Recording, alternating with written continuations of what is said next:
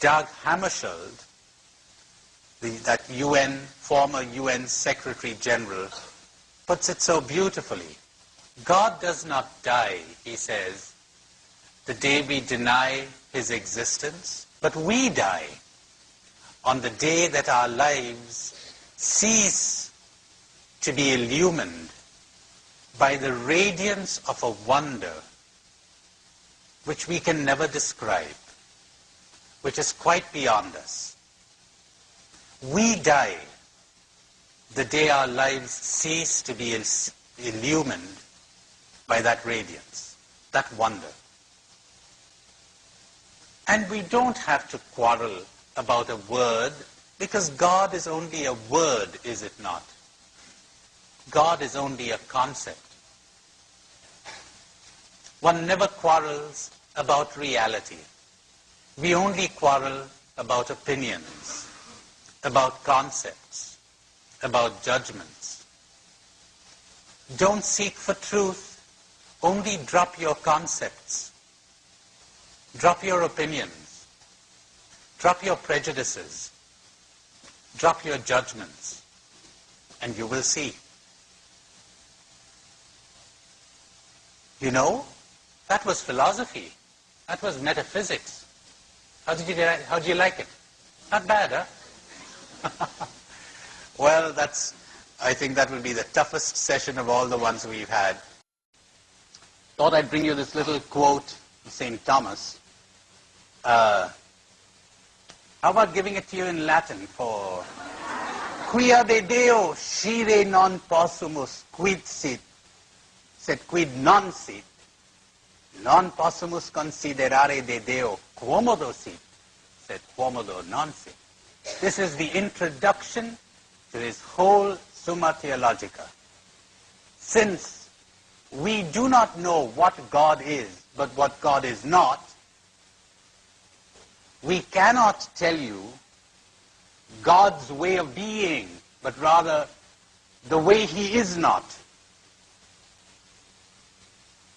Then I gave you his De Trinitate. The loftiest degree of our knowledge of God is to know God as the unknown, tam quam ignotum. And in his Quaestio Disputata de Potentia Dei 7, he says, this is what is ultimate in the human knowledge of God, to know that we do not know God. This is what is ultimate in the human knowledge of God, to know that we do not know God. This gentleman was considered the prince of theologians, as I told you yesterday. He was certainly acquainted with the scriptures. He was a mystic and a canonized saint. We're standing on pretty good ground. Then what was he talking about when he talked about God? And what is the meaning of the scriptures? More about that later. See, I keep you coming that way. In India, we have a Sanskrit saying for this kind of thing. It is neti, neti. Not that. Not that. Sometimes referred to as the via negativa, negative way. You know, I read a marvelous work by the famous C.S. Lewis. It's a little booklet, A Grief Observed. It was his diary when his wife died. He married an American woman, said to his friends, God gave me in my 60s what he denied me in my 20s. I'm wildly in love. Fell in love with this woman, married her, and he had hardly married her when she died a painful death of cancer. Then C.S. Lewis says, the whole of my faith crumbled like a house of cards. He was the great Christian apologist. And when disaster struck home, then he asks himself, is God a loving father, or is he the great vivisector? Pretty good evidence for both things. And you can look at things in a somewhat slanted way and push aside evidence of the contrary. Remember when my own mother got cancer, my sister said to me, Tony, why did God allow this to happen to mother? I said, my dear, last year, 1 million people died in China of starvation, of a drought, calculated at almost 1 million. You never raised the question. And so sometimes the nicest thing that could happen to us, for us to be awakened to reality, is for calamity to strike. Then we begin to rethink. Then you might lose your beliefs and come to faith. Your childish beliefs and come to faith. As C.S. Lewis did. Do read that book. It's marvelously written. He said, I never had any doubt before about people surviving death. But when my wife died, I was no longer certain. Why? Because it was so important to me that she be living. And, he's the master of comparisons and analogies. He says it's like a rope. Someone says to you, would this would this bear the weight of about 120 pounds? And you say, yeah. Well, we're going to let down your best friend on this rope. You say, wait a minute, let me test that again. Now you're not so sure. And somewhere in that diary, he says a marvelous thing. I was so happy and consoled, this was years ago, to find him say, we know nothing about God. We cannot know anything about God. Even our very questions about God are absurd. We know nothing about God. We cannot know anything about God. Even our very questions about God are absurd. Marvelous. Of course your questions are absurd. Why? It's like the person born blind, the man born blind, who says to you, that color green, is it hot or is it cold? Nati, not that, not that. Is it long or is it short? Not that. Is it sweet or is it sour? Not that. Is it round or is it oval or is it square? Not that. Not that. See, he's coming from the other senses, from his limited experience. He has no words or no concepts for this world of which he has no idea, no intuition, no experience, the world of colors. One can only speak in analogies. Not that.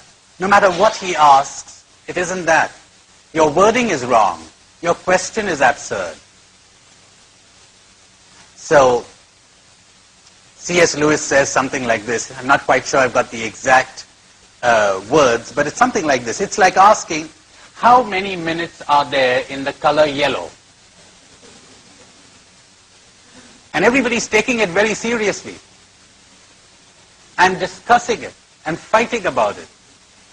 You know what the answer to that question is? How many minutes are there in the color yellow? 25 carats. And the other guy says, no, 17 potatoes. And then they're fighting. Not that. Not that. The ultimate. This is what is ultimate in the human knowledge of God, to know that we do not know. Our great tragedy, my dears, is that we know too much. We think we know. That is our tragedy. And so we never discover. In fact, Thomas Aquinas is not only a theologian, he's a great philosopher. And he says repeatedly in many places, all the efforts of the human mind cannot exhaust the essence of a single fly. Cannot. We really have no notion of the nature of a fly, of an individual fly. Just what I was telling you yesterday. The concept is abstract, the reality concrete, etc. He puts it in his own unique way. The limitations of the human mind. The danger we have of equating the concept with reality, and as a result, never coming in touch with reality. Now, I also quoted Dag Hammarskjöld. I like to be exact, and I'm afraid The quote I gave you was from memory and wasn't quite accurate. The original is much more beautiful. He says, God does not die on the day we cease to believe in a personal deity. But we die on the day when our lives cease to be illumined by the steady radiance, renewed daily, of a wonder, the source of which is beyond all reason. But we die on the day when our lives cease to be illumined by the steady radiance, renewed daily, of a wonder, the source of which is beyond all reason. There's something beyond this conceptualizing mind of ours, which, when perceived, intuited, however dimly, creates the wonder, and our lives become illumined. Marvelously put. But more about this when I talk about Scripture.